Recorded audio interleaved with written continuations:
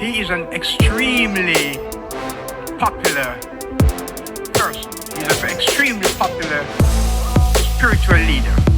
What Hollywood does is it can only dress up the world outside in a certain way to make it attractive. How does one distinguish what's real, what's really genuine, what's valuable? There I think skepticism is helpful. A healthy dose of rationality.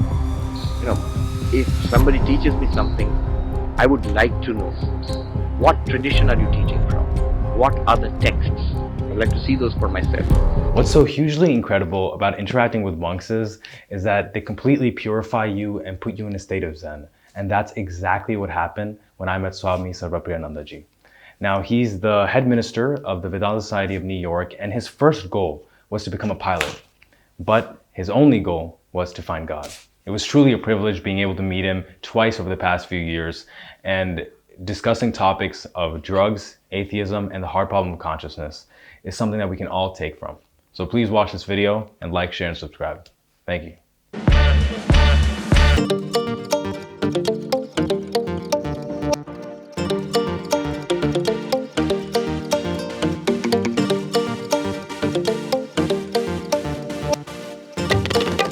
So my first question is that in Hollywood and especially in the media, there's a constant facing of rejection and temptation, which prompts many of us to create a superficial facade. How would you say that the teachings of Vedanta can help us come back to our natural self? Yes. As long as we are dependent on something external, on the other for fulfillment, suffering is inevitable.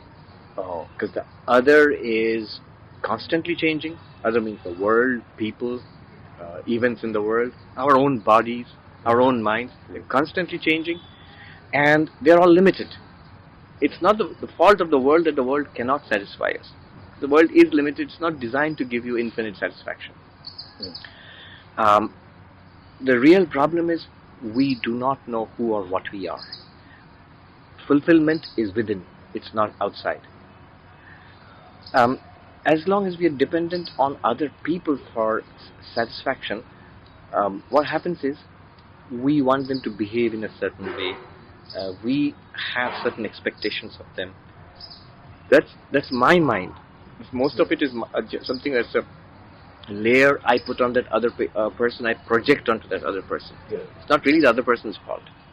And even what I know truly about that other person, even if I like it about that other person is also changing and evolving. As a body, they are aging. As a mind, they are hopefully becoming more mature. So very soon the person you love or you like so much is going to be quite different from what you know. So anything that you depend on from outside is bound to prove disappointing in the end, right? And what Hollywood does is it can only dress up the world outside in a certain way to make it attractive. And when we want that, it sort of hooks something in our mind and makes us think that would be very nice. How do we struggle to get happiness from the world outside? We first try to rearrange the world. The job should be like this. Where I stay should be like this. Then we begin to see that is not satisfactory. Then we try to rearrange other people, even more difficult. Like they should behave in this way with me. Impossible. We can't change ourselves. How do you expect to change other people? Then we become more mature and we say, we must change ourselves. That's a much more mature way of trying to be happy. We change our behavior, our thinking. Spirituality starts there. It's a change in the subjective. And then finally, beyond trying to change anything, we come to realize what's already there, the reality as it is. Not things, not people, not even the body mind. There's an underlying spiritual reality. We begin to notice that, and then from that comes deep happiness and peace. Wow, thank you. My second question is, Swami Vivekananda in his early days was also agnostic, which prompted his spiritual quest. For the millennials who rely on various spiritual and scientific theories and question the existence of a supreme power or supreme being, what would you say in regards to that? I think agnosticism, skepticism is great. It's just really good. I have seen people, genuine spiritual seekers who come many of them, they come with an agnostic attitude. Oh. You see, what's the problem of believing from the very beginning? If you are a dedicated spiritual seeker and you have deep bhakti, devotion, faith, you are one of those rare, fortunate few. Most people believe in a sort of mechanical way, in a sort of non-committal, non-serious way. In general, people believe in God. My parents believe in God. People in the community have some kind of religious faith. I also have some kind of religious faith. Which means that person is not really interested. The moment you become seriously interested as a spiritual seeker, then the first thing that will happen is doubt. Is this real? Does God really exist? Does meditation actually lead anywhere? So these agnostic, these skeptical questions will come.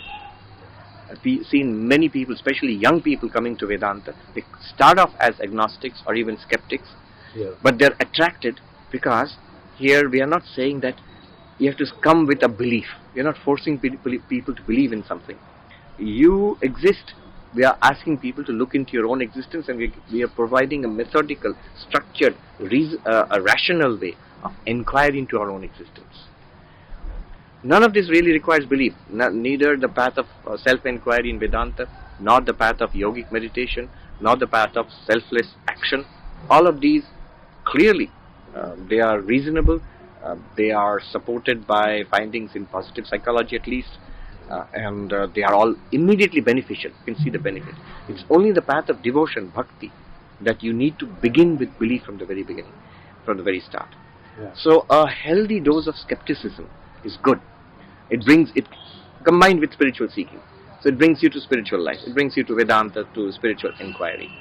Another way in which skepticism is helpful is, as you said, in this day and age, there is a supermarket of spirituality available to you. Just about every spiritual path, you'll have books have been published, books and books have been published. There are teachers giving talks on YouTube, on the internet. Classes are being held online nowadays. Some are really genuine, some are sort of middling, some are not so good at all. Now, how does one distinguish in this surfeit, this surplus? How does one distinguish what's real, what's really genuine, what's valuable? There I think skepticism is helpful. A healthy dose of rationality. If somebody teaches me something, I would like to know, what tradition are you teaching from? What are the texts? I would like to see those for myself. I would like to know, what is the proof of it? Show me people in your tradition who were highly spiritual, enlightened, or who led exemplary lives, so that this kind of teaching actually works. Some might say that, no, there's no text, I came upon it myself. Maybe true, but then that's not very trustworthy. Explain to me the logic behind it. So this is, in Vedanta it's called Shruti, Yukti, Anubhuti. Shruti means the textual tradition. So there must be some background to what this particular master is saying, or a background to what a particular book is talking about. It can't be just suddenly appearing all by itself. That's not a very good sign in spiritual life. If you can show me a long ancient tradition in which a lot of people have become spiritual, advanced spiritually in that particular path. Is it the path of Advaita? Is it the path of Vishishtadvaita, Dvaita? Is it a old established school of Buddhism, of a particular Christian church which goes back to ancient times, which has a whole body of literature? So that's called Shruti. There must be something. It's not suddenly a fly-by-night operator, like a Ponzi scheme or something. That's not a good sign at all. Second is Yukti. It must be reasonable. I should be able to ask questions. There should be answers. Are you able to face questions from people like Richard Dawkins or Christopher Hitchens? Do you have solid answers to those skeptical questions? It must be solidly reasonable. Then third is experience. What experience can you point to? That maybe I don't have it right now. In some paths it might be that you do these practices, then you will get these experiences.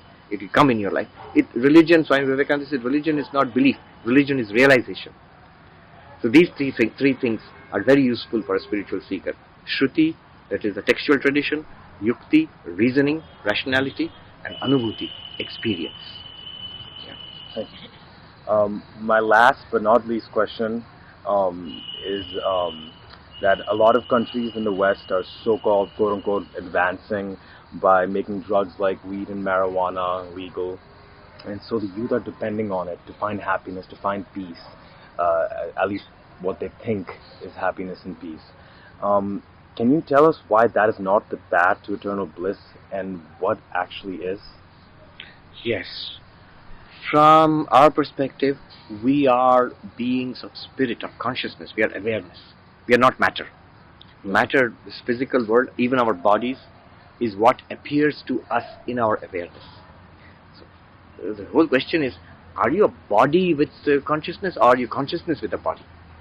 Now, if I am consciousness with a body, then to become dependent on something that influences the body, in order to find my own peace or happiness, I depend on weed, I mean, I see what you're driving at. I see it all the time. Every time I step outside the ashram, if I step outside at 6 o'clock in Central Park, there are people high on marijuana. They are all having spiritual experiences, quote unquote. Yeah. So it's by very definition making my happiness dependent on a substance. Mm-hmm. And when there is this entire terrible history, recent history, especially in the United States and other countries in the world, of what drug abuse can actually do to people, then I think it's a very dangerous proposition. It is. Yes. Thank you so much. Thank you so much. Thank you for having me on the podcast. Thank you so much.